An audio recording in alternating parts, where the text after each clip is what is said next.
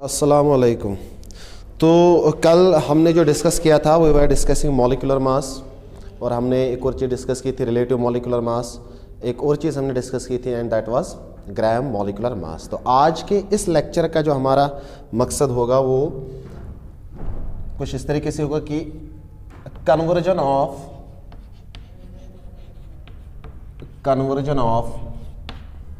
Given mass. अगर आप देखोगे कि बहुत सारे न्यूमेरिकल्स ऐसे पूछे जाते हैं कि जहाँ पे किसी सबस्टेंस का मास गिवन होता है इन ग्राम्स, उस मास को हम किस तरीके से मोल्स में कन्वर्ट कर सकते हैं, उन मोल्स में से किस तरीके से हम मॉलिक्यूल्स को कैलकुलेट कर सकते हैं, उन मॉलिक्यूल्स में से किस तरीके से हम एटम्स को कैलकुलेट कर सकते हैं। तो यही हमारा कुछ आज का मकसद रहेगा इस वाले लेक्चर के अंदर। तो कन्वर्जन ऑफ मास, अब ये मास जो है ये गिवन होगा, इसको हमने कन्वर्ट करना है इनटू मोल्स में, या हम कन्वर्ट करेंगे इनटू मॉलिक्यूल्स, या तो फिर किसमें एटम्स में कन्वर्ट करेंगे। ठीक है, तो कल का लेक्चर हम थोड़ा सा रिवाइज कर लेते हैं कि molecular mass, relative molecular mass और ग्राम मॉलिक्यूलर मास में डिफरेंस क्या था। ठीक, तो मैं यहां पे आपको कुछ क्वेश्चंस, कुछ इंफॉर्मेशन आपको दे रहा हूं कॉलम्स के फॉर्म में। अगर मेरे पास कोई सबस्टेंस है, मानो मेरे पास कोई सबस्टेंस है और ये सबस्टेंस होगा मॉलिक्यूलर फॉर्म में, मान के चलो फॉर एग्जाम्पल मेरे पास है कोई सबस्टेंस है मॉलिक्यूलर फॉर्म में, जैसे आपके पास है वाटर। ठीक, अगर मुझे पूछ रहा है कि इस वाटर का मॉलिक्यूलर मास क्या होगा, तो मैंने कल आपको सिखाया था कि you have to simply add up the atomic masses of atoms that are present in one molecule of water।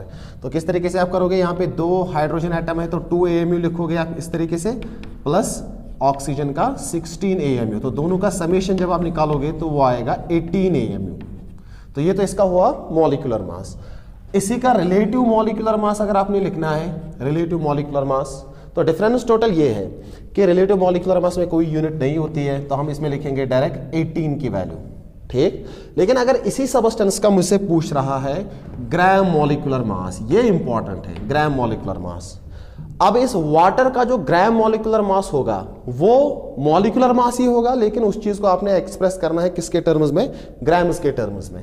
तो मैं लिखूंगा यहाँ पे, देखो इसका मॉलिक्यूलर मास है 18 AMU, मैं लिखूंगा यहाँ पे 18, और साथ में यूनिट हम ले सकते हैं ग्राम मोल इनवर्स, इस तरीके से।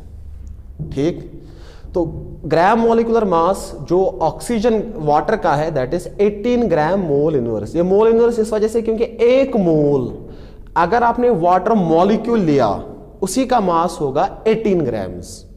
अगर मैंने वाटर का 1 मोल ऑफ मॉलिक्यूल लिया उसी का मास होगा कितना, 18 ग्राम्स। लेकिन अगर मैंने वाटर का एक ही मॉलिक्यूल लिया तो वो किसके बराबर आता है आपका, 18 AMU के बराबर। इसी तरीके से दूसरा वाला क्वेश्चन जरा सॉल्व करते हैं। ये वाला क्या, ये तो था आपका पहला वाला, वाटर था आपके पास। एक और एग्जांपल लेते हैं हम कि फॉर एग्जांपल आपके पास है क्लोरीन मॉलिक्यूल। क्लोरीन मॉलिक्यूल का अगर मॉलिक्यूलर मास काउंट करना होगा, किस तरीके से आप कर सकते हो, कैलकुलेट कर सकते हो, तो आप लिखोगे डायरेक्ट सर, एक तो ये 2 क्लोरीन एटम है तो 2 इंटू 1 क्लोरीन एटम का एटॉमिक मास वो कितना होता है 35.5, तो साथ में लिखोगे आप AMU, इस तरीके से AMU। तो टोटल इसका मास कितना आएगा 71 AMU। रिलेटिव मॉलिक्यूलर मास इसी का कितना आएगा 71। लेकिन अगर आपसे पूछ रहा है what is the gram molecular mass of Cl2, तब क्या लिखोगे आप, मॉलिक्यूलर मास ही लिखोगे आप इस तरीके से 71, और यूनिट जो आपका आएगा वो आएगा ग्राम मोल इनवर्स, कुछ इस तरीके से। तो मतलब किसी भी सबस्टेंस का अगर आपने ग्राम मॉलिक्यूलर मास लिखना होगा, उसका मॉलिक्यूलर मास आप कैलकुलेट करो और AMU की जगह आप क्या डालोगे, ग्राम मोल इनवर्स। तो इसका होगा क्या, ग्राम मॉलिक्यूलर मास, या इसी चीज को हम कहते हैं मोलर मास भी। ठीक, ओके।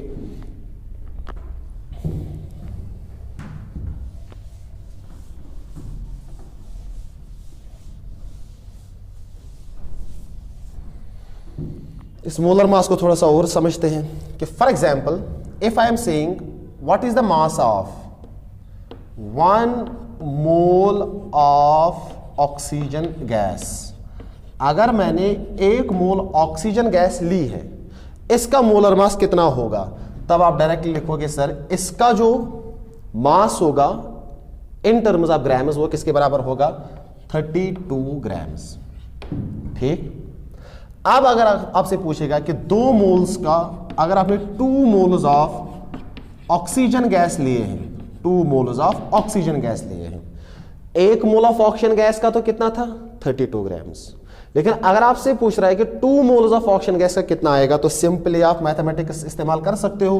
तो 1 मोल का 32, 2 मोल का कितना आएगा 2 इंटू 32 ग्राम, तो ये किसके बराबर आएगा 64 ग्राम। ठीक। अच्छा, इसका क्या मतलब हुआ कि अगर मैं लिख रहा हूं कि what will be the mass of 3 moles of oxygen gas, 3 moles of oxygen gas का कितना आएगा, तो क्या लिखोगे आप डायरेक्ट 3 इंटू 32 ग्राम्स, और ये किसके बराबर आएगा 3 2 6, 3 3 9, तो ये आएगा 96 ग्राम्स। तो इसका मतलब अगर मैंने ऑक्सीजन गैस के 96 ग्राम्स लिए हैं, तो ऑटोमेटिकली मैं किन की बात कर रहा हूं फिर 3 मोल्स ऑफ ऑक्सीजन गैस की। अगर मैंने 64 ग्राम लिए हैं ऑक्सीजन गैस के, तो इसका क्या मतलब हुआ कि मेरे पास कितने मोल्स ऑफ ऑक्सीजन गैस है, फिर 2 मोल्स। और अगर मैंने टोटल 32 ग्राम लिए हैं ऑक्सीजन गैस के, तो I am talking about only 1 mole of oxygen gas. ठीक।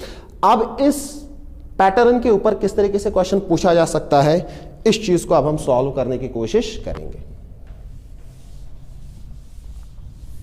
देखो कुछ क्वेश्चंस मैं आपको दे रहा हूं, आई होप कि आपको आंसर आएगा इनका।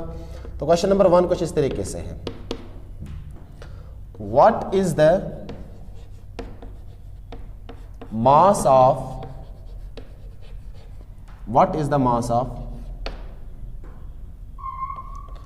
1 molecule of, what is the mass of 1 molecule of ammonia gas। Ammonia gas है आपके पास, और आपको क्या कैलकुलेट करना है, उसका 1 मोल आपने लेना है और उसी का मास आपने कैलकुलेट करना है, लेकिन इन ग्राम्स, इन ग्राम्स। अब इसका क्या मतलब हुआ कि इन ग्राम्स।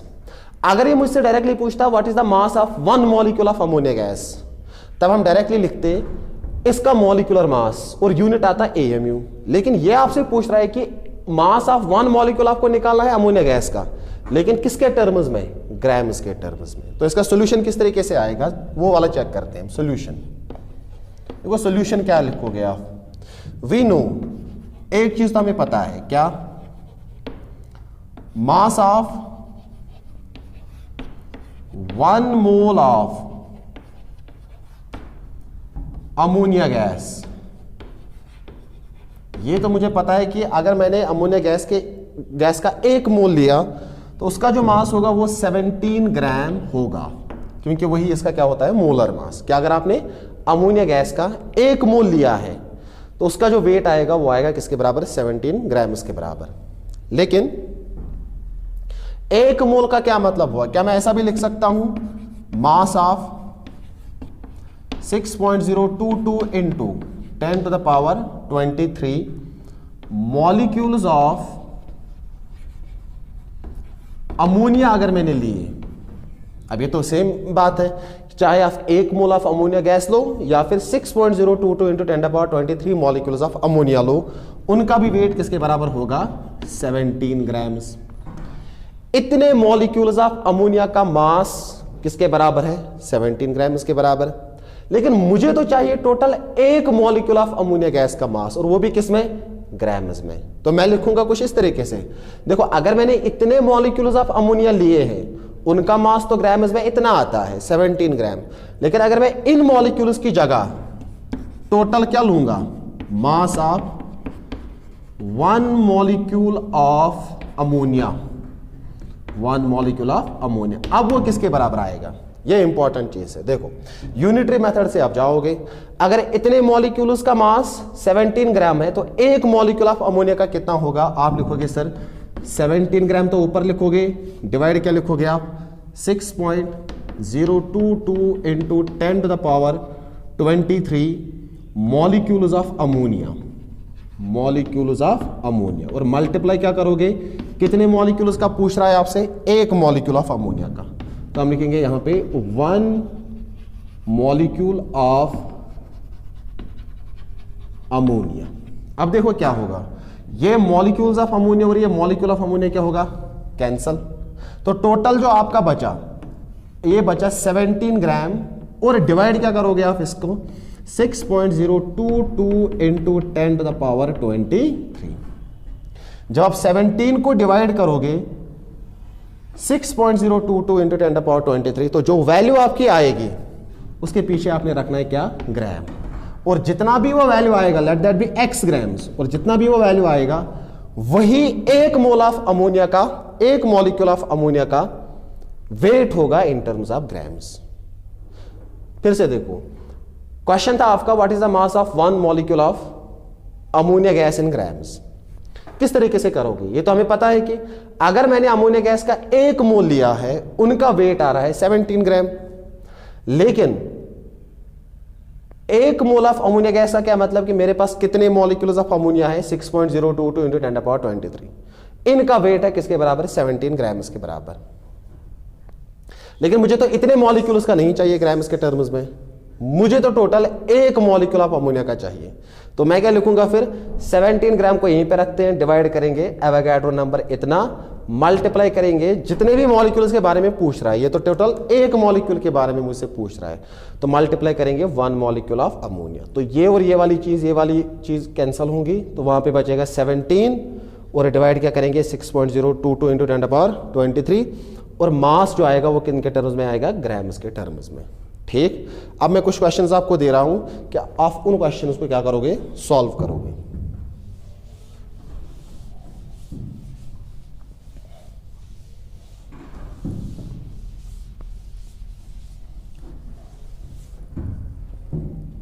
कि जैसे आपसे पूछ रहा है कि what is the mass of 1 atom of carbon, 1 atom of carbon in terms of grams। Grams के टर्म्स में आपने एक एटम ऑफ कार्बन का वेट निकालना है। ठीक, तो जब ऐसे क्वेश्चंस आपसे पूछे जाएंगे कि एक एटम या एक मॉलिक्यूल का वेट कैलकुलेट करो इन टर्म्स ऑफ ग्राम्स, तो डायरेक्टली मैं आपको एक सजेशन दे रहा हूं कि आप ये वाली फॉर्मूला ये इस्तेमाल कर लिया करो। ठीक, तो आप इस तरीके से लिखोगे, मास ऑफ 1 एटम या molecule in terms of grams जो आएगा, इन टर्म्स ऑफ ग्राम्स जो आएगा वो आप लिखोगे उस सबस्टेंस का मोलर मास, और डिवाइड क्या करोगे आप, एवोगाड्रो नंबर। इस तरीके से ये इंपॉर्टेंट फॉर्मूला है। किसी भी एक एटम, कोई भी सबस्टेंस अगर आपके पास है, उसका एक सबस्टेंस, उसका कोई भी सबस्टेंस अगर आपके पास है, अगर आपको उसके एक एटम का मास, या अगर आपने उस सबस्टेंस का एक मॉलिक्यूल लिया, उसका मास अगर आपने एक्सप्रेस करना होगा किन के टर्म्स में, ग्राम्स के टर्म्स में, तो ये वाली फॉर्मूला आप इस्तेमाल करोगे। ये इंपॉर्टेंट फॉर्मूला है, ये वाली v to the power ni times, important है, ये बहुत ही इंपॉर्टेंट फॉर्मूला है।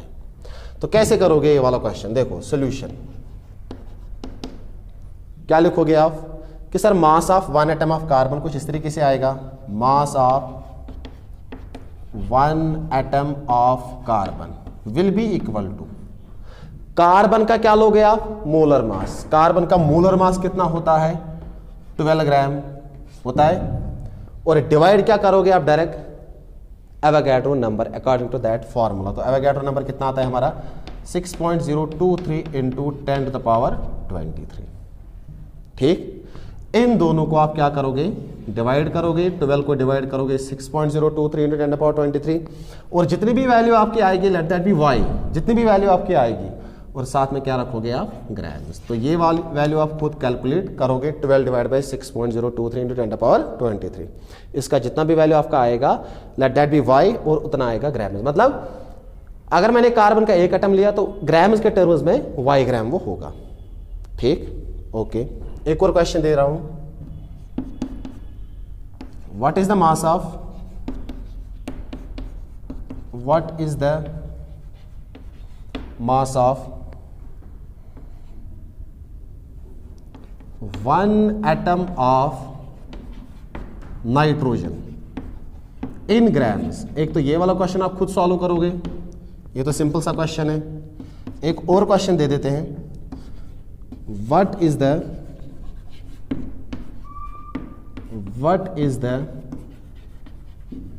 मास ऑफ 1 atom of,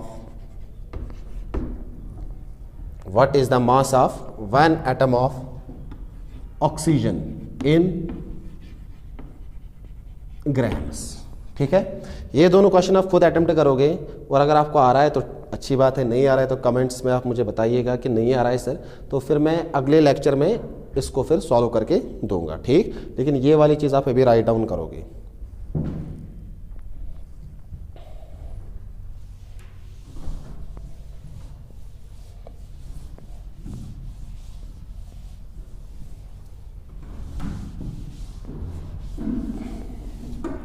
तो हमारा जो मेन टॉपिक आज है इस मतलब वीडियो के अंदर वो है कन्वर्जन ऑफ मास। मतलब जो मास आपका गिवन होगा उसको किस में कन्वर्ट करना है, मोल्स में या मॉलिक्यूल्स में या एटम्स में। तो एक फ्लो चार्ट में आपको दे रहा हूं, वो फ्लो चार्ट आप याद रखोगे। फ्लो चार्ट वेरी इंपॉर्टेंट है।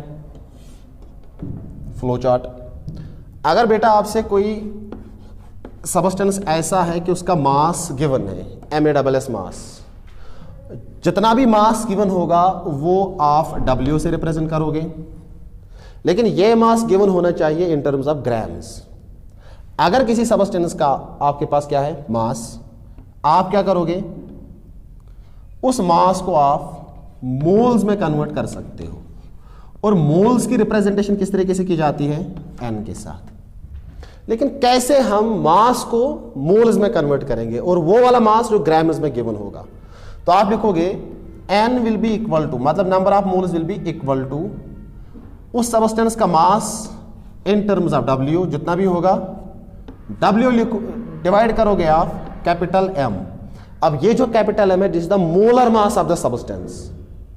जो भी सबस्टेंस गिवन होगा उसका जो वेट होगा वो तो आप ऊपर लिखोगे, डिवाइड करोगे आप उसी सबस्टेंस का मोलर मास। ये वाली फार्मूला मैंने आपको कल भी दिखाई थी कि अगर मास गिवन होगा इन टर्म्स ऑफ ग्राम्स तो उस मास को हम किस तरीके से मोल्स में कन्वर्ट कर सकते हैं, तो वो ये वाली फार्मूला है। तो अगर मास गिवन है इन टर्म्स ऑफ ग्राम्स, वो आप यहां पे रखोगे, डिवाइड करोगे उसी सबस्टेंस का मोलर मास, तो आपके क्या आएंगे, नंबर ऑफ मोल्स। अब अगर आपके पास मोल्स हैं तो उस सबस्टेंस के मोल्स को आप कन्वर्ट कर सकते हो into molecules. Into molecules sir कैसे कर सकते हैं? अब जितने भी मेरे पास मोल्स होंगे, मान लो आपके पास है n मोल्स, इन मोल्स को आप मल्टीप्लाई करोगे एवोगैड्रो नंबर। तो जैसे ही आप नंबर ऑफ मोल्स को मल्टीप्लाई क्या करोगे, एवोगैड्रो नंबर, तो आपके क्या आएंगे, मॉलिक्यूल्स। सर यहां तो ठीक है, मॉलिक्यूल्स तक तो आ गया। अब मॉलिक्यूल्स को आप कन्वर्ट कर सकते हो इनटू एटम्स। इनटू एटम्स, अब जितने भी मॉलिक्यूल आपके पास होंगे उन सारे मॉलिक्यूल्स में टोटल कितने नंबर ऑफ एटम्स हो सकते हैं, उस चीज को भी आप कैलकुलेट कर सकते हो। सर वो कैसे? आपके पास जितने भी नंबर ऑफ मॉलिक्यूल्स होंगे, नंबर ऑफ मॉलिक्यूल्स जितने भी होंगे, आप क्या करोगे, मल्टीप्लाई करोगे आप उस मॉलिक्यूल का, वो जो सबस्टेंस आपके पास है उसकी एटॉमिसिटी कितनी है, तो वो आप मल्टीप्लाई करोगे। अब एटॉमिसिटी तो सबको आना चाहिए क्योंकि ये तो हमने पढ़ के रखा है, how to calculate the atomicity of any molecule. ठीक, अब ये तो टोटल एटम्स की बात हो रही है। अगर किसी पर्टिकुलर एटम के बारे में पूछ रहा है तो आप देखोगे उस मॉलिक्यूल के अंदर उस एलिमेंट के कितने एटम्स प्रेजेंट है, तो उसकी एटॉमिसिटी आप मल्टीप्लाई करोगे। ठीक, चलो सर ये तो हो गया। क्या मैं रिवर्स में आ सकता हूं? अगर मुझे सबस्टेंस के एटम्स का पता हो, क्या मैं मॉलिक्यूल्स निकाल सकता हूं? सर बिल्कुल निकाल सकते हैं। किस वाले फॉर्मूला के साथ? हमारे पास number of molecules into atomicity, ये किसके बराबर है, एटम्स के बराबर। अगर एटम्स गिवन हो अगर एटम्स गिवन हो तो उसको हम डिवाइड करेंगे एटॉमिसिटी। एटॉमिसिटी, तो जैसे आप एटॉमिसिटी डिवाइड करोगे तो क्या आएंगे? मॉलिक्यूल्स। जरा ये वाली फॉर्मूला जरा चेक करो फिर से। नंबर ऑफ मॉलिक्यूल्स को आपने मल्टीप्लाई किया एटॉमिसिटी के साथ, तब आया था एटम्स। अब अगर एटम्स गिवन है और एटॉमिसिटी तो मॉलिक्यूल को देख के ही पता चलेगा, तो डिवाइड अगर आपने एटम्स को एटॉमिसिटी से किया तब आएगा नंबर ऑफ मॉलिक्यूल्स। और अगर मेरे पास नंबर ऑफ मॉलिक्यूल्स हैं, अगर मेरे पास नंबर ऑफ मॉलिक्यूल्स है तो मैं मोल्स को इजीली कैलकुलेट कर सकता हूं। सर वो कैसे? जरा चेक करो। नंबर ऑफ मोल्स को अगर आपने एवोगाड्रो नंबर से मल्टीप्लाई किया तो वो किस में कन्वर्ट हुआ है? मॉलिक्यूल्स में।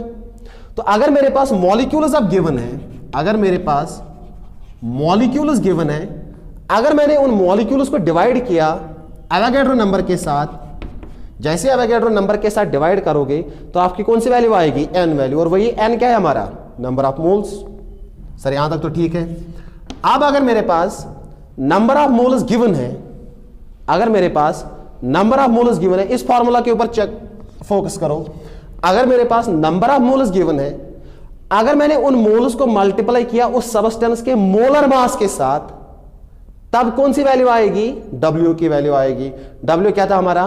मास। तो क्या मैं ऐसा लिख सकता हूं कि अगर किसी सबस्टेंस के मोल्स मेरे पास है तो मैं उनका मास भी निकाल सकता हूं। किस तरीके से? नंबर ऑफ मोल्स को मल्टीप्लाई करना है मोलर मास। तो ये वाली चीज आपकी आ गई। ठीक है, यहां तक। एक और चीज समझते हैं। ये आपके पास है मॉलिक्यूल्स। अगर मुझे जितने भी मॉलिक्यूल्स मेरे पास होंगे, उन मॉलिक्यूल्स के अंदर अगर मुझे काउंट करना पड़ा total number of electrons, total number of electrons, तो कैसे कर सकते हैं? ये इंपॉर्टेंट चीज है। देखो किस तरीके से किया जाता है। आप पहले लिखोगे सर जितने भी मेरे पास मॉलिक्यूल्स होंगे, नंबर ऑफ मॉलिक्यूल जितने भी होंगे, मल्टीप्लाई क्या करेंगे? एक मॉलिक्यूल के अंदर टोटल नंबर ऑफ इलेक्ट्रॉन कितने हैं। अच्छा, मॉलिक्यूल्स के अंदर किस तरीके से नंबर ऑफ इलेक्ट्रॉन्स को कैलकुलेट किया जाता है वो मैंने प्रीवियस लेक्चर्स में आपको समझाया है अच्छे तरीके से, जब ऑफलाइन क्लासेस हो रही थी। तब हम लिखेंगे नंबर ऑफ मॉलिक्यूल्स को मल्टीप्लाई करेंगे number of electrons in one molecule. ठीक है, एक तो ये आ गया। इसी तरीके से आप काउंट कर सकते हो टोटल नंबर ऑफ प्रोटॉन्स। ठीक, ये किस तरीके से करोगे? जितने भी आपके पास नंबर ऑफ मॉलिक्यूल्स होंगे, मल्टीप्लाई करोगे आप एक मॉलिक्यूल के अंदर कितने प्रोटॉन है, तो आपका आएगा टोटल नंबर ऑफ प्रोटॉन्स। तो इसी तरीके से आप क्या कैलकुलेट कर सकते हो? Number of neutrons. ठीक, तो ये आपके पास है फ्लो चार्ट। मोल कॉन्सेप्ट में ये फ्लो चार्ट बहुत ही इंपॉर्टेंट है। अगर आपको ये फ्लो चार्ट याद रहा तो मोल के रिलेटेड, वॉल्यूम को छोड़ के मोल के रिलेटेड जितने भी क्वेश्चन आपको मिलेंगे, majority of the questions will be solved from this flow chart. ठीक है, ये आप राइट डाउन करो, ये इंपॉर्टेंट फ्लो चार्ट है आपके लिए। और इसी फ्लो चार्ट को अब हम यूज करेंगे टू सॉल्व वेरियस प्रॉब्लम्स। ठीक, ओके, आप ये राइट डाउन करो।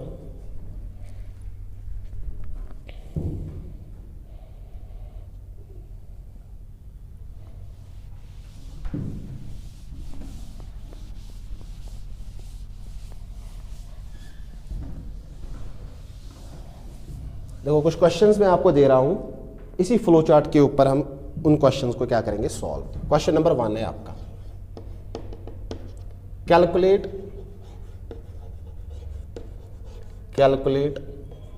देखो कौन कौन सी चीज आपने कैलकुलेट करनी है। Number first,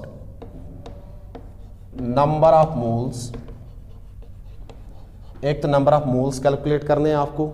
number second, number of molecules आपको काउंट करने हैं। ठीक, number third, number of atoms, ये वाली चीजें आपने कैलकुलेट करनी है। नंबर फोर्थ,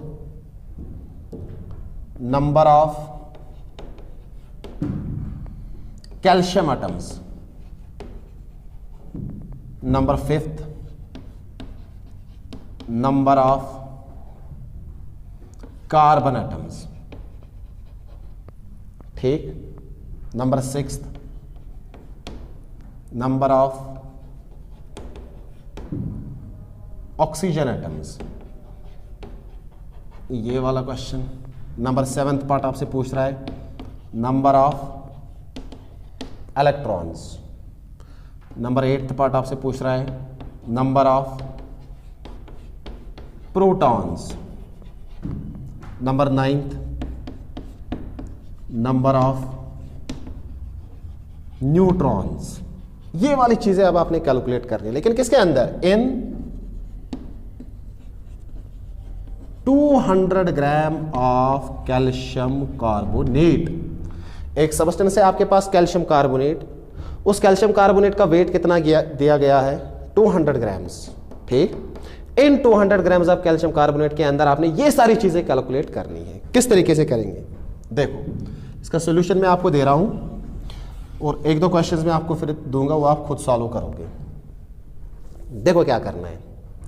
पहले हम देखो, आपके पास है मास, पहले हम लिखेंगे गिवन, कौन कौन सी चीज हमें दी गई है। गिवन W आपके पास है, जिस W की मैं भी बात कर रहा था मास की इन टर्म्स ऑफ ग्राम्स, W है आपके पास 200 ग्राम्स, तो ये आ गया। नंबर नेक्स्ट, सब्सटेंस कौन सा है आपके पास? Calcium carbonate. इसका जो कैपिटल M वैल्यू मतलब मोलर मास जो इसका है वो आपको खुद ही कैलकुलेट करना पड़ेगा। ठीक, कैल्शियम कार्बोनेट का किस तरीके से मोलर मास आप कैलकुलेट करोगे? कैल्शियम एक एटम का कितना होता है? 40, कार्बन का होता है 12, मतलब कैल्शियम का कितना आएगा? 40 प्लस कार्बन का होता है 12 प्लस 3 इंटू 16। ये वाली चीजें तो खुद आनी चाहिए। तो टोटल जब आप इसका वैल्यू निकालोगे तो वो आएगा 100। कितना आएगा? 100 ग्राम मोल इनवर्स। अब ये इसका हो गया मोलर मास, किसका? कैल्शियम कार्बोनेट का। ये दो चीजें हैं मेरे पास, बाकी ये सारी चीजें आपने क्या करनी है? कैलकुलेट करनी है। अब कैसे कैलकुलेट करेंगे? देखो किस तरीके से। पहले क्या पूछ रहा है आपसे? Number of moles. Number of moles, number of moles को किस तरीके से रिप्रेजेंट किया जाता है? N से। तो नंबर ऑफ मोल्स किसके बराबर होता है अगर मास गिवन होगा इन terms of grams? Sir W, ये जो गिवन मास है डिवाइड क्या करेंगे? Capital M, molar mass. तो गिवन मास कितना है आपके पास? 200 ग्राम, तो हम लिखेंगे यहाँ पे 200 ग्राम और डिवाइड क्या करेंगे? सर मोलर मास किसका? कैल्शियम कार्बोनेट का, वो कितना है? That is 100 gram mole inverse. ठीक है, ये ग्राम कैंसिल, 0000 कैंसिल, तो बचा टोटल 2। नीचे है आपका मोल इनवर्स, तो मोल इनवर्स को जब आप ऊपर ले जाओगे तो ये बनेगा 2 मोल। तो असल में जब कैल्शियम कार्बोनेट के हमारे पास कितने ग्राम्स होंगे? 200 ग्राम्स। तो असल में वो टोटल उसके कितने मोल्स हो गए? 2 मोल्स। कैसे? देखो, अगर आप इसका 1 मोल लोगे तो 100 ग्राम होगा, 2 मोल लोगे तो 200, 3 मोल्स लोगे तो 300, इसी तरीके से। तो ये तो आपका फर्स्ट पार्ट हो गया सॉल्व। जरा सेकंड पार्ट सॉल्व करते हैं। फ्लो चार्ट की तरफ आप देखोगे, सेकंड पार्ट क्या कैलकुलेट करना है आपने? Number of molecules. Number of molecules, number of molecules को कैसे कैलकुलेट करोगे? सर अभी आपने दिखाया था फ्लो चार्ट के अंदर कि अगर नंबर ऑफ मोल्स गिवन है तो मल्टीप्लाई करेंगे एवोगैड्रो नंबर। तो यहां पे भी वही करेंगे, n इंटू Na, इस तरीके से। n की वैल्यू कितनी है? सर 2 मोल है ना, इस तरीके से 2 इंटू एवोगैड्रो नंबर, इसको हम इसी तरीके से लिखेंगे एवोगैड्रो नंबर। तो मेरे पास total twice of Na molecules बन गए। सर ये तो ठीक है, यहां तक मॉलिक्यूल्स भी आ गए, कुछ नहीं करना था, मोल्स को मल्टीप्लाई किसके साथ करना था? एवोगैड्रो नंबर के साथ। सर अब क्या करना है? अब आपने कैलकुलेट करने हैं नंबर ऑफ एटम्स। और खास ख्याल रखोगे, ये पहले आपसे पूछ रहा है नंबर ऑफ एटम्स, इस वाले पार्ट में, थर्ड वाले पार्ट में। यहां पे कोई एटम मेंशन नहीं किया गया है, ओवरऑल आपने एटम्स को कैलकुलेट करना है। तो हम लिखेंगे कुछ इस तरीके से, नंबर ऑफ एटम्स किसके बराबर होगा? मैंने ये भी फ्लो चार्ट में आपको लिखवाया था। नंबर ऑफ एटम्स होता है बराबर नंबर ऑफ मॉलिक्यूल जितने भी होंगे मल्टीप्लाई करेंगे एटॉमिसिटी। एटॉमिसिटी जो कैल्शियम कार्बोनेट की है, CaCO3 है, इसमें देखो टोटल कितने एटम्स हैं प्रेजेंट? कैल्शियम का 1 एटम, कार्बन का 1 एटम, मतलब 2 एटम तो हो गए। ऑक्सीजन के 3 एटम, तो 3 + 2 कितना आया? 5। तो नंबर ऑफ एटम्स अब हमारे होंगे, एक तो टोटल नंबर ऑफ मॉलिक्यूल्स कितने हैं? वो है ट्वाइस ऑफ Na।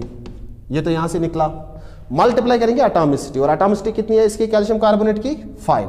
तो हम लिखेंगे 5 2 जार कितना आएगा? 10। तो ये बनेगा 10 Na एटम्स। तो टोटल तो मेरे पास कितने एटम्स होंगे? 10 टाइम्स Na एटम्स। ठीक, अब फोर्थ वाला पार्ट देखो क्या पूछ रहा है, नंबर ऑफ कैल्शियम एटम्स। तो नंबर ऑफ कैल्शियम एटम देखो किस तरीके से करोगे। Number of calcium atoms, it will be equal to, पहले आप देखोगे मेरे पास टोटल कितने मॉलिक्यूल्स है कैल्शियम कार्बोनेट के। अगर मेरे पास एक ही मॉलिक्यूल होता कैल्शियम कार्बोनेट का, खास ख्याल रखो, अगर मेरे पास एक ही एटम हो, अगर मेरे पास एक ही मॉलिक्यूल होता कैल्शियम कार्बोनेट का, उस एक मॉलिक्यूल के अंदर कैल्शियम एटम एक ही है। अगर 2 मॉलिक्यूल्स होते तो 2 एटम्स, 3 मॉलिक्यूल्स होते तो 3 एटम्स, 4 मॉलिक्यूल्स होते तो 4 एटम्स। लेकिन आपको पता ही नहीं मेरे पास कितने मॉलिक्यूल्स है। जब हमने यहां से कैलकुलेट किया तो मेरे पास कितने मॉलिक्यूल्स आ गए, ट्वाइस ऑफ Na मॉलिक्यूल्स। तो अगर आपने इस मॉलिक्यूल में से किसी पर्टिकुलर एटम को काउंट करना होगा तो आप क्या लिखोगे, sir number of calcium atoms. जैसे इस वाले केस में हमसे पूछ रहा है, मैं लिखूंगा टोटल मॉलिक्यूल्स कितने हैं मेरे पास, और वो कितने हैं, ट्वाइस ऑफ Na। मल्टीप्लाई करेंगे जिस एटम के बारे में पूछ रहा है उसकी एटॉमिसिटी, इसकी एटॉमिसिटी कितनी है, मतलब एक मॉलिक्यूल के अंदर कैल्शियम कितने हैं टोटल, 1, तो हम लिखेंगे 1, तो ये बनेगा twice of Na calcium atoms. तो ये वाला हो गया। इसी तरीके से आपसे पूछ रहा है कैल्शियम एटम्स की जगह आप क्या पूछ रहा है आपसे, कार्बन एटम्स। तो कार्बन भी कितने हैं, टोटल 1, तो मैं लिखूंगा नंबर ऑफ कार्बन एटम्स, तो ये होगा बराबर 2 टाइम्स Na इंटू 1, तो ये भी किसके बराबर आएगा, twice of Na carbon atoms. ठीक, अब देखो नंबर 6th पार्ट क्या पूछ रहा है आपसे, नंबर ऑफ ऑक्सीजन एटम्स, ये इंपॉर्टेंट है। नंबर ऑफ ऑक्सीजन एटम्स को कैसे कैलकुलेट करोगे, नंबर ऑफ ऑक्सीजन एटम्स। ठीक, अब कैसे करेंगे नंबर ऑफ ऑक्सीजन एटम्स, पहले आप लिखोगे टोटल मॉलिक्यूल्स कितने हैं मेरे पास, तो वो तो है ट्वाइस ऑफ Na मल्टीप्लाई, और एक मॉलिक्यूल के अंदर ऑक्सीजन के एटम्स कितने हैं, यहां पे 3। यह आपका कैल्शियम कार्बोनेट है, कैल्शियम कार्बोनेट की फॉर्मूला क्या होती है, CaCO3, मतलब एक मॉलिक्यूल के अंदर ऑक्सीजन के कितने एटम्स है, टोटल 3। तो मेरे पास कितने मॉलिक्यूल्स है टोटल, ट्वाइस ऑफ Na, तो मैं इन्हीं ट्वाइस ऑफ Na को मल्टीप्लाई करूंगा 3, तो 3 2 ज़रा आएगा 6, तो 6 टाइम्स Na ऑक्सीजन एटम्स आपको मिलेंगे। ठीक है यहां तक, चलो ये तो हो गया। अब क्या निकालने हैं आपको, नंबर ऑफ इलेक्ट्रॉन्स। तो number of electrons flow chart के हिसाब से पहले क्या पता होना चाहिए आपको, नंबर ऑफ मॉलिक्यूल्स, तो वो तो मेरे पास है ट्वाइस ऑफ Na मॉलिक्यूल्स। उसके बाद एक मॉलिक्यूल के अंदर कितने इलेक्ट्रॉन हो सकते हैं, उनको हम फिर मल्टीप्लाई करेंगे। तो यहां पे हम लिखेंगे पहले number of electrons in 1 molecule, number of electrons in 1 molecule of, in 1 molecule of calcium carbonate. याद रखना ये इंपॉर्टेंट चीज है। अब देखो कौन कौन सा एलिमेंट है इसके पास, एक है कैल्शियम, दूसरा है कार्बन, तीसरा क्या है, ऑक्सीजन। अगर आपको याद होगा कैल्शियम का एटॉमिक नंबर कितना होता है, सर 20, मतलब इसके पास इलेक्ट्रॉन कितने हैं, 20 कैल्शियम के पास। कार्बन का एटॉमिक नंबर है 6, तो इसके पास इलेक्ट्रॉन कितने होंगे, सर 6। ऑक्सीजन, ऑक्सीजन का एटॉमिक नंबर है 8, मतलब इसके पास 8 इलेक्ट्रॉन तो होंगे, लेकिन ये तो अगर एक ही एटम होता ऑक्सीजन का। यहां पे कितने ऑक्सीजन एटम है, 3, तो 3 मल्टीप्लाई करेंगे, तो 3 8 हज़ार कितना आएगा, 24, तो 24 प्लस 6 आएगा 30, 30 प्लस 20 कितना आएगा, 50। तो एक मॉलिक्यूल के अंदर टोटल कितने इलेक्ट्रॉन्स है, 50 इलेक्ट्रॉन्स कैल्शियम कार्बोनेट के। लेकिन मेरे पास टोटल मॉलिक्यूल्स कितने हैं, ट्वाइस ऑफ Na मॉलिक्यूल्स। तो अगर मेरे पास ट्वाइस ऑफ Na मॉलिक्यूल्स है, एक मॉलिक्यूल के अंदर 50 इलेक्ट्रॉन है, दो मॉलिक्यूल के अंदर कितने इलेक्ट्रॉन होंगे, 50 इंटू 2 100। 3 मॉलिक्यूल के अंदर कितने हो सकते हैं, सर 50 इंटू 3। अब मुझे क्या करना है कि फ्लो चार्ट के हिसाब से मैं देखूंगा कि अगर मुझे टोटल नंबर ऑफ इलेक्ट्रॉन्स को काउंट करना पड़ा, टोटल नंबर ऑफ इलेक्ट्रॉन्स को काउंट करना पड़ा, मैं क्या लिखूंगा, हम लिखेंगे पहले नंबर ऑफ मॉलिक्यूल्स कितने मेरे पास, वो है ट्वाइस ऑफ Na, और मल्टीप्लाई करेंगे एक मॉलिक्यूल के अंदर कितने इलेक्ट्रॉन है। तो एक मॉलिक्यूल के अंदर कितने इलेक्ट्रॉन है, 50, तो 50 इंटू 2 कितना आएगा, 100 टाइम्स Na इलेक्ट्रॉन आपको मिलेंगे। मतलब 200 ग्राम अगर आपने कैल्शियम कार्बोनेट लिया, 200 ग्राम कैल्शियम कार्बोनेट, उसके अंदर टोटल नंबर ऑफ इलेक्ट्रॉन आएंगे 100 टाइम्स Na इलेक्ट्रॉन्स। ठीक, अब 8th वाला पार्ट जरा चेक करो। अगर मुझे टोटल नंबर ऑफ प्रोटॉन्स पूछ रहा है, टोटल नंबर ऑफ प्रोटॉन्स, ठीक, अब इसके ऊपर देखो जरा, कैल्शियम कार्बोनेट ये तो न्यूट्रल है, न्यूट्रल का मतलब जितना नेगेटिव चार्ज उतना पॉजिटिव चार्ज, तो जितने इलेक्ट्रॉन होंगे उतने प्रोटॉन भी होंगे। तो इनके अंदर in twice of any molecules of calcium carbonate के अंदर टोटल नंबर ऑफ प्रोटॉन जो आपको मिलेंगे वो होगा बराबर किसके, 100 Na। अब उसके बाद नंबर 9th पार्ट आपसे पूछ रहा था total number of neutrons, total number of neutrons. अब ये कैसे कर सकते हैं, अब देखो जरा। अच्छा, कैल्शियम, अगर किसी मॉलिक्यूल में कैल्शियम लिखा हुआ है और इस पोजीशन के ऊपर, इस वाली पोजीशन के ऊपर कुछ नहीं रखा गया है, तो अब आप मान के चलोगे कैल्शियम का एटॉमिक नंबर होता है 20 और इसका आएगा 40। इसी तरीके से कार्बन का मान के चलोगे आप कार्बन 6 12, ऑक्सीजन का मान के चलोगे 8,16। तो न्यूट्रॉन जरा चेक करो पहले कितने हो सकते हैं। कैल्शियम के पास कितने न्यूट्रॉन होंगे, टोटल 20, क्योंकि 40 - 20 20 प्लस 12 - 6 6 प्लस 16 - 8 कितना आएगा 8, लेकिन मल्टीप्लाई करोगे 3, क्योंकि एक ऑक्सीजन के पास न्यूट्रॉन 8 होंगे, लेकिन इस मॉलिक्यूल के अंदर टोटल कितने ऑक्सीजन एटम है 3, तो 3 आप मल्टीप्लाई करोगे तो 24 आएगा यहां से, 6 30 प्लस 20 50, तो 50 जब आप लिखोगे तो यहां पे भी आपके आएंगे टोटल 100 टाइम्स Na न्यूट्रॉन्स।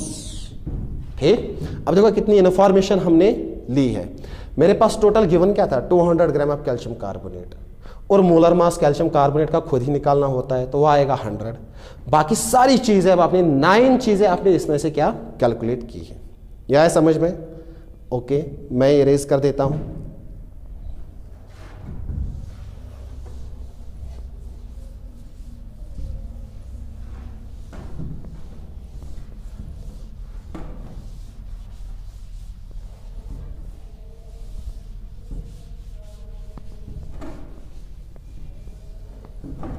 अब देखो नंबर नेक्स्ट पॉइंट। अब मैं कुछ क्वेश्चंस आपको दे रहा हूं, छोटे छोटे क्वेश्चंस जो आप सॉल्व करोगे, उसमें टाइम ज्यादा नहीं लगना चाहिए। Calculate number of moles, calculate number of moles in the following, ठीक है। Number first point, 16 grams of methane, second वाला पार्ट है आपके पास 64 ग्राम्स ऑफ ऑक्सीजन, थर्ड वाला पार्ट है आपके पास 170 gram of ammonia, number fourth part है आपके पास 160 ग्राम ऑफ SO3। ये 4 क्वेश्चंस बहुत सारे हो सकते हैं। अब देखो क्या करना है, नंबर ऑफ मोल्स अगर आप निकालोगे तो n, सर आपने ये भी बताया है कि नंबर ऑफ मोल्स को कैलकुलेट करने के लिए हमें क्या चाहिए, एक तो गिवन मास डिवाइड करेंगे मोलर मास के साथ। तो गिवन मास देखो यहाँ पे ग्राम्स के फॉर्म में कितना है 16, तो हम लिखेंगे फॉर्मूला पहले W/m। तो गिवन मास कितना है आपके पास 16 ग्राम, और डिवाइड क्या करोगे आप, सर इसका मोलर मास आप खुद ही निकालोगे। मिथेन का मोलर मास कैसे निकालोगे, कार्बन के पास होता है 12 प्लस एक हाइड्रोजन के पास 1, तो 4 के पास 4, तो 12 प्लस 4 कितना आएगा 16। तो मैं लिखूंगा यहाँ पे 16 ग्राम मोल इनवर्स, ये ग्राम कैंसल, 16 कैंसल, तो टोटल आपका आएगा 1 मोल। इसका क्या मतलब हुआ कि अगर आपके पास मिथेन के कितने ग्राम्स हैं 16 ग्राम्स, तो टोटल आपके पास 1 मोल है इसका। ठीक, एक और चीज समझते हैं, ऑक्सीजन गैस के मोल्स आपको निकालने पड़ेंगे, और ऑक्सीजन गैस का वेट कितना है आपका 64, तो आप लिखोगे नंबर ऑफ मोल्स किसके बराबर आएगा। अब देखो W कितना है आपके पास 64 ग्राम, तो आप लिखोगे 64 ग्राम डिवाइड करोगे 32 ग्राम मोल इनवर्स, ग्राम कैंसल, 32 1 जार 31 2 जार, तो ये आएगा आपका 2 मोल। और समझ भी आ रहा है क्योंकि अगर हमने ऑक्सीजन गैस ली है तो 1 मोल ऑफ ऑक्सीजन गैस का कितना वजन होगा 32 ग्राम्स, तो 64 ग्राम्स में कितने मोल होंगे फिर 2 मोल। इसमें देखो 170 ग्राम्स ऑफ अमोनिया, तो नंबर ऑफ मोल्स कैलकुलेट करोगे तो ऊपर लिखोगे आप 170 ग्राम और डिवाइड लिखोगे आप 17 ग्राम मोल इनवर्स। सर ये 17 ग्राम मोल इनवर्स कहां से आया, अमोनिया का मोलर मास होता है 17, तो ये ग्राम कैंसल, 17 1 जार 17 10 जार, तो ये आएगा 17 मोल।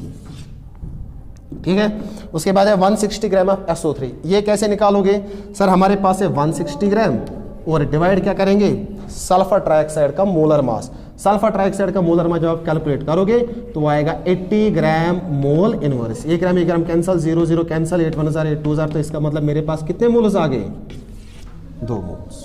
ठीक, ओके, करो ये write down.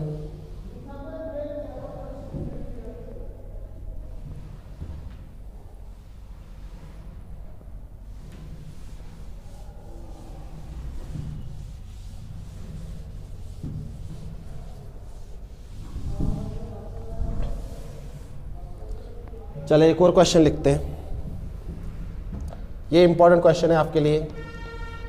Calculate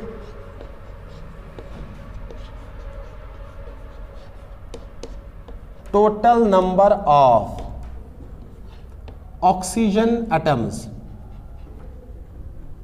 in a sample